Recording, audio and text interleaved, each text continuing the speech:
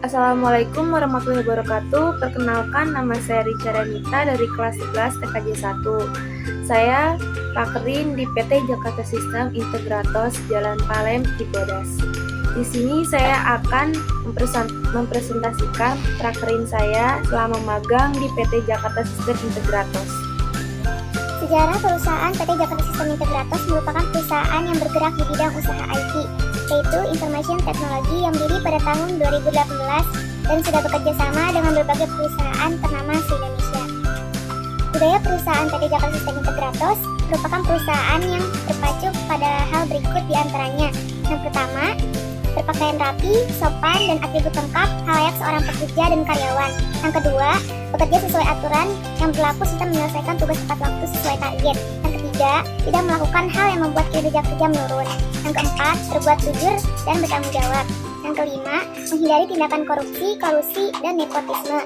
Yang keenam, tidak melanggar kode etik dan perilaku pegawai halayak pekerja yang patuh pada aturan yang berlaku. Yang ketujuh, fast, fokus, antusias, solusi, dan target. Visi dan misi perusahaan PT Jakarta Sistem Integratos. Visi yang pertama, menjadi sebuah perusahaan teknologi informasi dan komunikasi yang mampu bersaing dalam dunia global saat ini. 2. Terintegrasi, sinergis, profesional, dan berkelanjutan sehingga memuaskan klien. Misi yang pertama, memberikan solusi yang optimal kepada mitra kerja dalam mengatasi berbagai permasalahan di dunia teknologi informasi. 2. Mengoptimalkan pengguna teknologi yang handal atau reliable, aman, secure, dan murah atau low cost dan menguntungkan. 3. Mengembangkan inovasi teknologi terbaik yang terkini dalam setiap produk. 4. Mengedepankan profesionalisme dan teamwork dalam menghasilkan layanan yang berkualitas. Manfaat bagi sekolah itu yang pertama, memberikan kontribusi dan tenaga kerja bagi perusahaan atau instansi terkait. Yang kedua, dapat menyesuaikan program pendidikan sesuai dengan kebutuhan lapangan kerja. Yang ketiga, tujuan pendidikan tercapai serta kredibilitas sekolah. Manfaat bagi perusahaan atau industri. Yang pertama, dapat mengenal persis kualitas siswa yang berlatih di perusahaan dan instansi. Yang kedua, mendukung program pemerintah.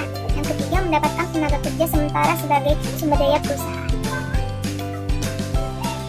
Prestasi dan keunggulan perusahaan.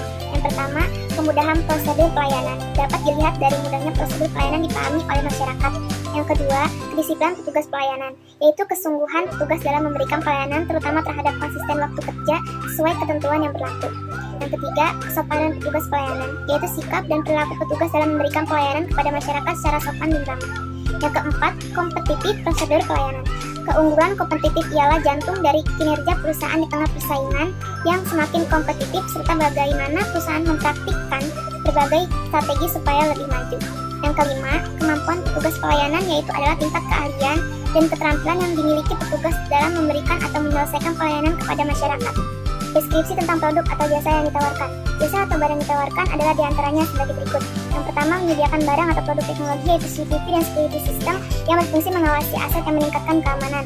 2. Melayani pelanggan dengan ketentuan-ketentuan yang berlaku. 3. Ketika ada kendala pada produk yang telah diinstal, maka akan ada servis yang diberikan kepada pelanggan untuk menggantikan masalah tersebut.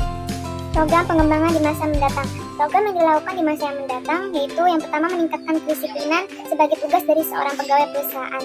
Yang kedua, melayani masyarakat dengan sepenuh hati, tanggung jawab, dan memberikan kenyamanan terhadap masyarakat terhadap pelayanannya. Tugas pelaksanaan prakerin saya di PT Jakarta Sistem Integratos. Yang pertama, membuat surat izin perusahaan, membuat seperti contoh di Google.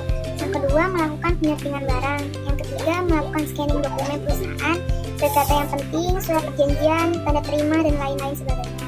Yang keempat, melakukan pengiriman barang ke JNE dan lain-lain. Yang kelima, mempelajari dan membuat tugas Cisco konfigurasi VLAN. Yang keenam, membuat lembaran kerja dan membuat data perusahaan di Microsoft Excel. Yang ketujuh, mendapatkan banyak pengalaman budaya dan aturan-aturan perusahaan selama melakukan proses prakerin. Yang kedelapan, dapat belajar dan melihat secara langsung dunia kerja industri. Kompetensi yang didapatkan, yang pertama, dapat mengetahui dan memahami rumus dasar Microsoft Excel. Yang kedua, meningkatkan kedisiplinan si penulis. Yang ketiga, dapat mengetahui dunia kerja industri secara nyata.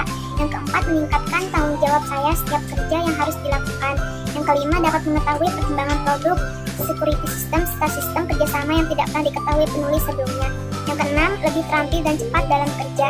Yang ketujuh, dapat sedikit memahami tentang Cisco konfigurasi VLAN. Kendala-kendala yang dihadapi di prakerin, yang pertama, koneksi internet yang terkadang tidak stabil sehingga mempengaruhi kinerja penulis. Yang kedua, tempat parkir yang kurang yang memadai sehingga membuat peserta parkiran kesulitan menempatkan kendaraan. Yang ketiga, fasilitas prakerin yang kadang terdapat sedikit kerusakan sehingga menghambat pekerja penulis. Yang keempat, jarak tempat prakerin yang cukup jauh dari tempat tinggal. Dan berikut adalah salah satu contoh video saya selama di tempat prakerin yang sudah diajarkan oleh pembimbing industri saya. Sekian video dari saya, kurang lebihnya mohon maaf. Wassalamualaikum warahmatullahi wabarakatuh.